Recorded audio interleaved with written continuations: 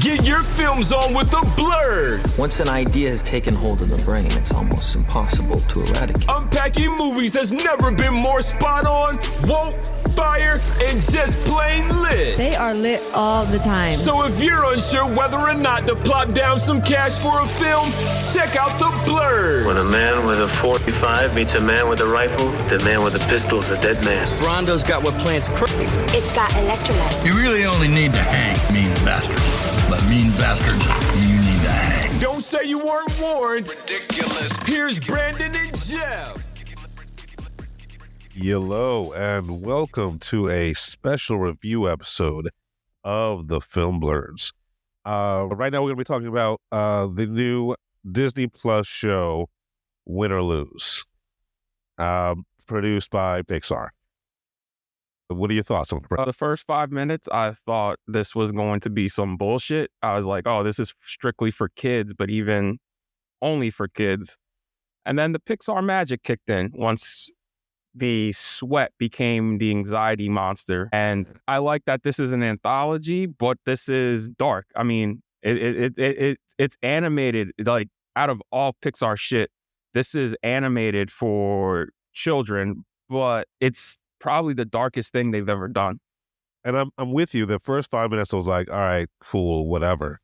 But as it went along, it's like, this is Rashomon, right? How like the whole entire, like when I say Rashomon, is like the one central baseball game, right? Everything, and like all the different characters are approaching it with their own different point of view. So a person that you would hate in one episode, you end up not respecting maybe, but at least understanding by another episode. And I thought that was beautifully handled.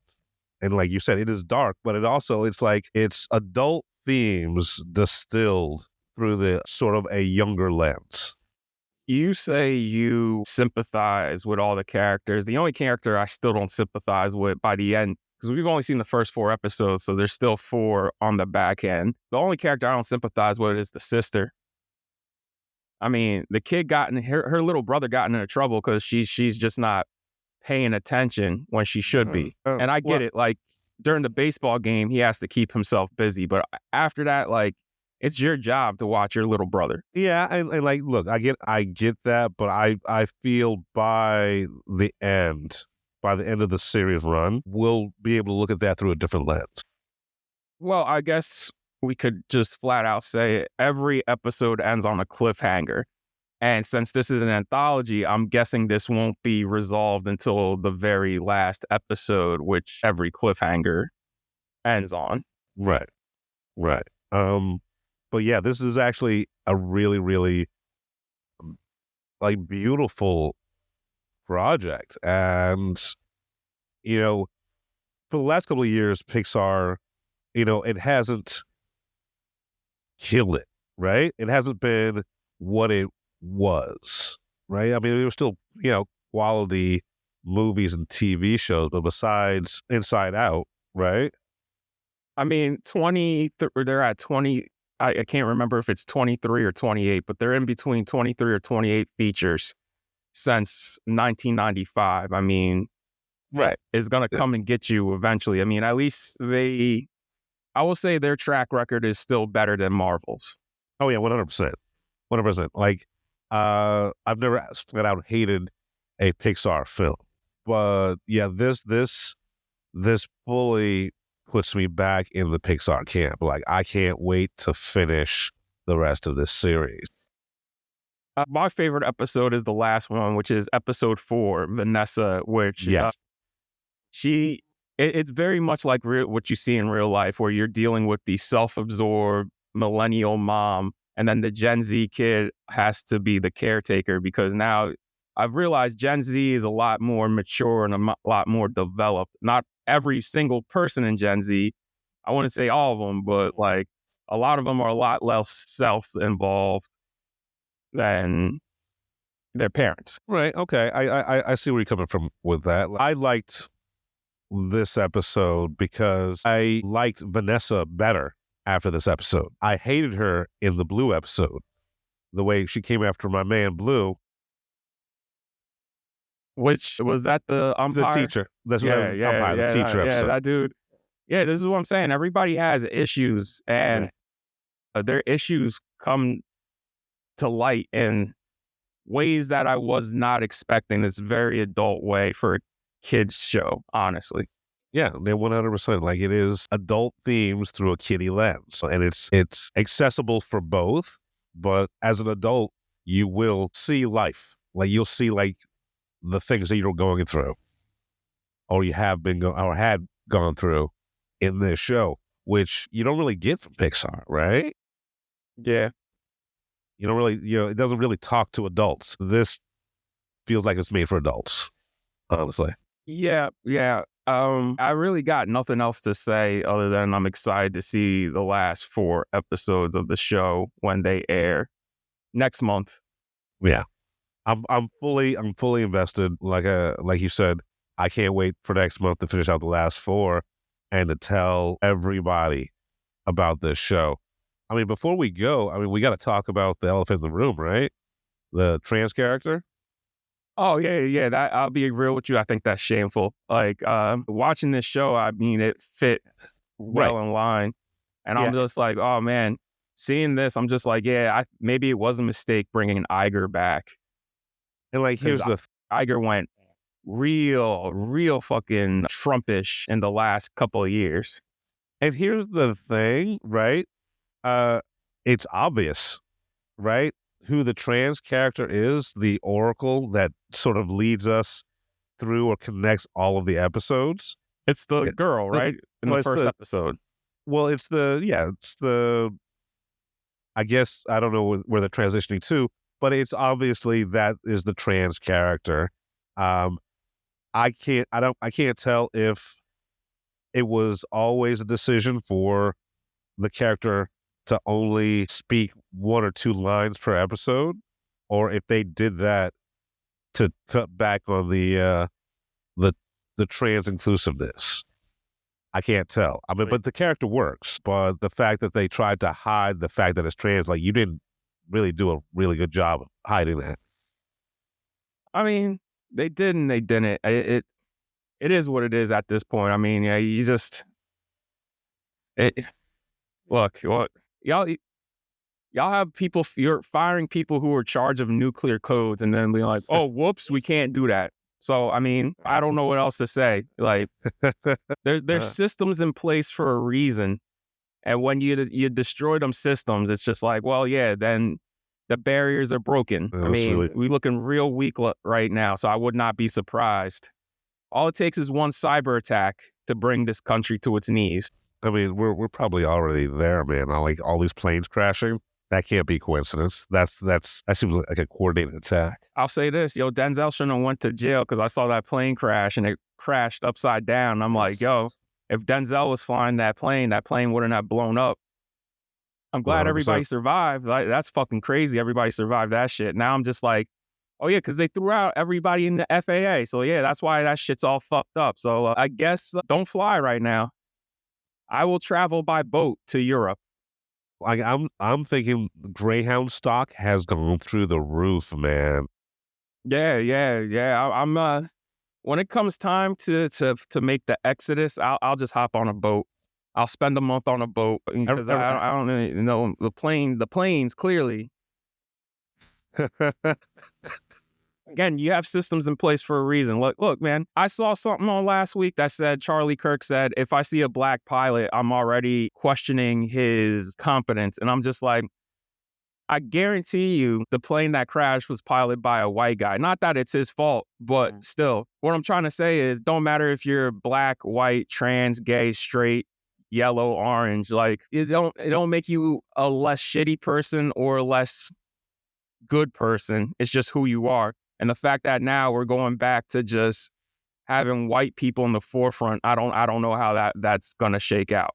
So my father always used to say, like, to me growing up, you have to be twice as good as any white man to be considered just as equal. And so the fact that with the people attacking DEI, it's ridiculous to me because any black or brown person in any kind of like high ranking position, they are the best because they've had to be the best their whole entire fucking lives, right?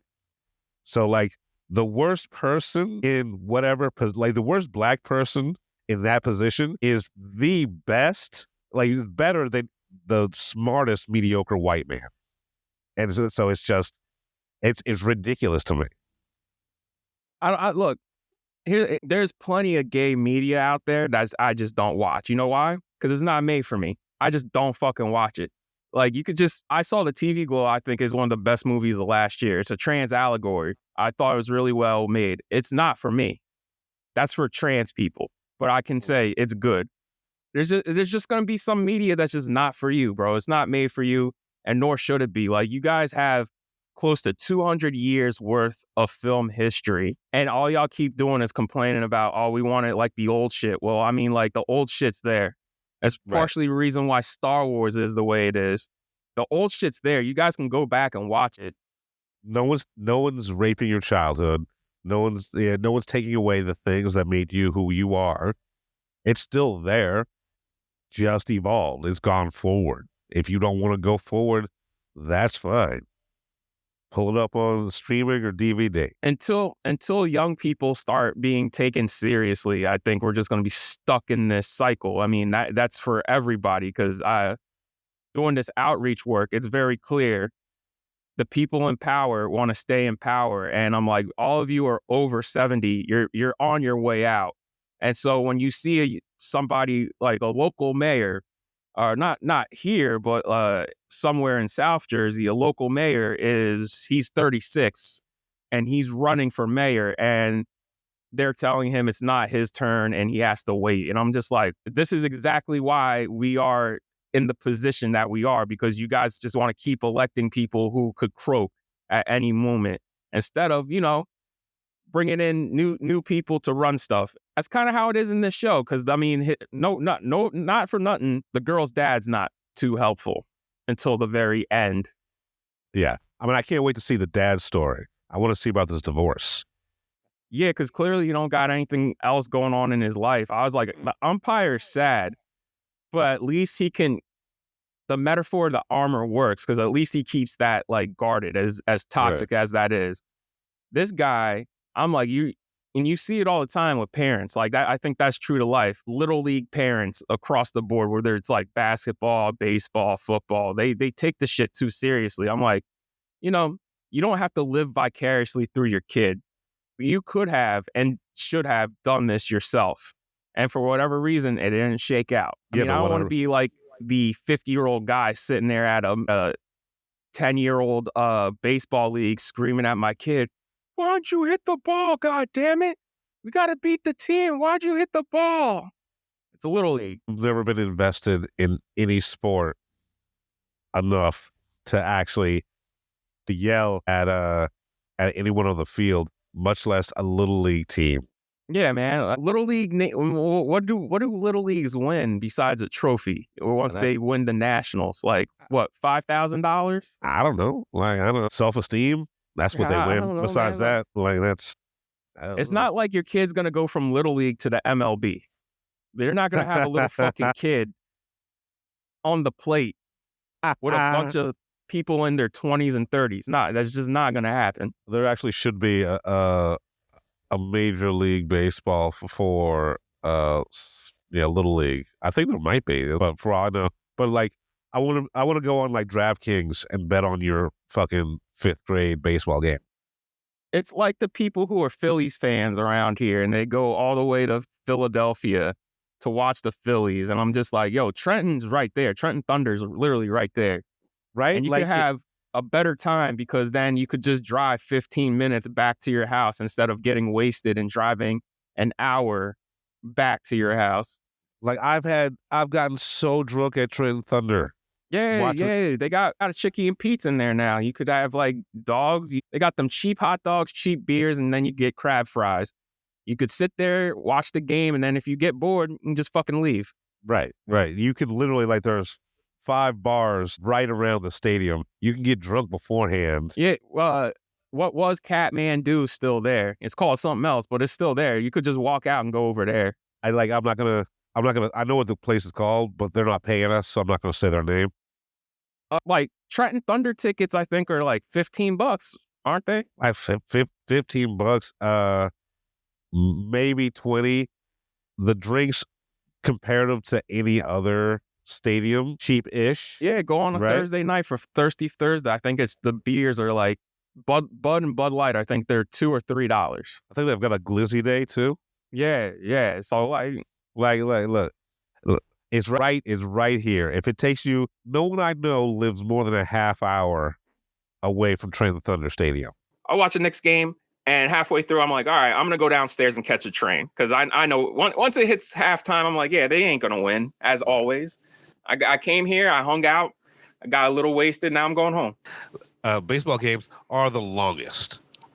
They're so long. So I don't want to drive an hour, pay $30 for parking, right? And waste a whole entire day when literally you could park 10 minutes away, walk. It's free. And it's free, right? Because that parking garage is free. That's right. Because they got that office building right there, so they can't charge people who are going to work to pay. Because people would literally revolt. They'd be like, "Oh no, you know what? I'm gonna park in Kathmandu and just walk over." People still do that anyway. Yeah. Well, they can charge, but they don't, because I've been to some places where they charged employees to park. Oh, word! I'd be like, nah. Look, that has to be comp, baby. Like, here's my receipt for the month. No, that has to be comp. Fuck that. I ain't paying. This is not New York. This is not LA, bro. Nah, fuck out of here. It's rough. It's rough out there on the streets. It's rough out there in the real world. Yeah. They have Win or Lose. Now streaming on Disney Plus. I don't know. I'm guessing they dropped the first 2 episodes. I don't know how many episodes they dropped today. No, I guess it's 1 or 2. I've got to check. But yeah, watch it. Like, seriously, Win or Lose makes Disney Plus worth it for at least another couple of weeks. Yeah, I mean, I'm surprised they were allowed to put the teen characters in there, because they're just a bunch of burnt out criminals, man. Yeah, like, it's adult. It's the most adult Pixar project, which is wild. Yep. So that's it. All right. Peace. We're the Film Blurs. I'm Brandon Norwood, and I'm the motherfucking protagonist. I'm the protagonist. I'm Jeff Stewart, a.k.a. He Who Remains. Don't come at us. It's just fucking movies. You've been listening to the Film Blurs podcast. Man, I just love what you guys do, man. I never miss an episode. It's the best. It's my favorite podcast. Follow Jeff on IG on MindFireXL and Brandon on Twitter at BJN Tweets.